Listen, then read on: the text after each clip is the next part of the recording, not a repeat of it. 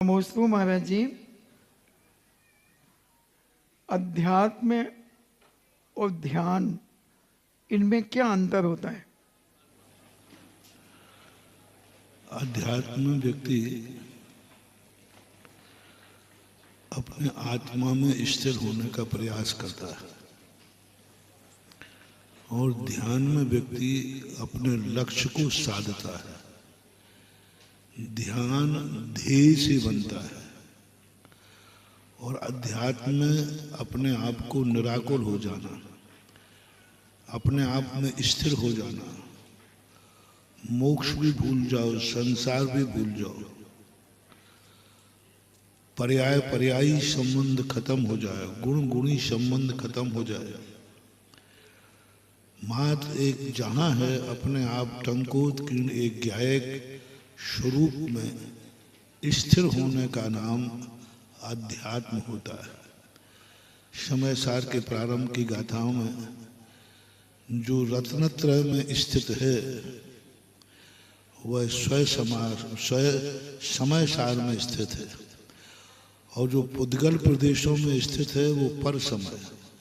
पुद्गल प्रदेश यानी औदैहिक भाव, कर्मों के उदय, और जो रत्नत्रय में स्थित है उसे समय सार। अध्यात्म के माध्यम से ध्यान की ओर जाया जाता है। अध्यात्म व्यक्ति स्थिर होता है, फिर ध्यान को चिंतन रूप में लेता है और जब ध्यान में स्थित होता है तो अध्यात्म के फल को प्राप्त करता है। अध्यात्म के दो रूप हैं, एक साधन रूप और एक सिद्धि रूप। अध्यात्म साध्य रूप नहीं होता, अध्यात्म साध्य रूप नहीं होता, अध्यात्म मात्र सिद्ध रूप होता है और या चिंतन रूप होता है।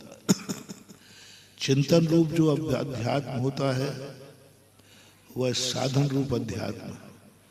अपने आप को सबसे पृथक करते जाओ, अलग होते जाओ, सबसे पृथक होकर के अपने अलग होने का चिंतन करना एक साधन है। और अनुभूति रूप जो अध्यात्म होता है वो सिद्ध रूप होता है। अध्यात्म में साध्य साधन भाव नहीं होता,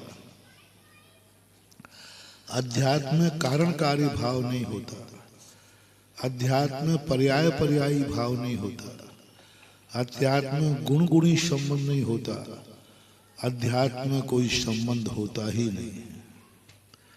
एक टंकोत्कीर्ण गायक, टंकोत्कीर्ण शब्द क्या है? पूज्यवर अमृत चंद सूर्य महाराज, टंकोत्कीर्ण टाकी से उकेरे हुए के समान वह अपने स्वरूप में स्थित हो जाता है, वो सिद्ध अध्यात्म कहलाता है। इसी के लिए दूसरा नाम शास्त्रीय भाषा में कारण समय सार और कार्य समय सार के नाम से भी कहा जाता है। पूज्यवर जयसेन स्वामी महाराज कारण समय सार और कार्य समय सार की चर्चा करते हैं। ध्यान जो होता है उसमें ध्येय होता है, ध्येय से जो जुड़ा हुआ रहता है वह ध्यान कहलाता है। ध्यान में जो हमें प्राप्त नहीं है उसको प्राप्त करना है। अध्यात्म में जो अनुभूति करना है मैं वैसा हूं, हो या नहीं हो ये पता नहीं, अनुभव में लाना है कि तुम शुद्ध हो। अनुभव में शुद्धता की अनुभूति आना चाहिए। अध्यात्म वर्तमान प्रेजेंट पोजीशन को उस शुद्ध स्वरूप में ग्रहण करता है और ध्यान ध्येय बनाता है। हमें कहाँ पहुंचना है उसको ध्यान में रखता है, वह ध्यान कहलाता है। इसलिए ध्यान, ध्याता और ध्येय ये तीन के भेद हैं। तीन भेद हैं, ध्यान, ध्याता और ध्येय।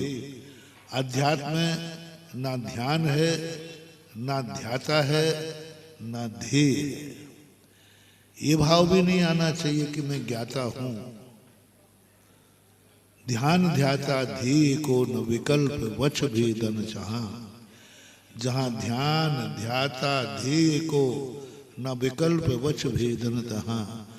चिद भाव कर्म चिदेश करता चेतना क्रिया तहाँ, तीनों अभिन्न अखिन्न शुद्ध उपयोग की निश्चल दशा, प्रगति जहां दृग ज्ञान व्रत, तीन धा एक ही लसा।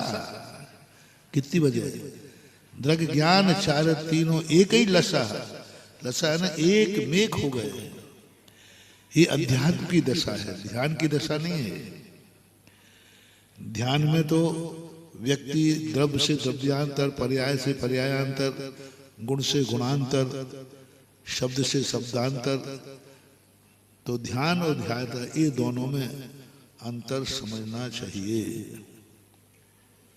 नूतन जैन दिल्ली से पूछती हैं, नमस्ते महाराज जी, जिस वस्तु को हमने ग्रहण नहीं किया है क्या उसका भी त्याग किया जाता है, और ऐसे त्याग का क्या महत्व होता है? त्याग इसलिए किया जाता है, कहीं भविष्य में कोई स्थिति बन गई, ग्रहण करने का मौका आ गया, तो संकल्प लेने से हमारी उस त्याग की स्थिति बन जाती है। हम विदेश गए नहीं हैं, लेकिन विदेश का त्याग करने से हम वहाँ के संबंधी दोष से बच जाते हैं। कुचित कदाचित कभी कोई निमित्त बने तो हम वहाँ अपनी स्थिति नहीं बनाएंगे, तो ऐसा है।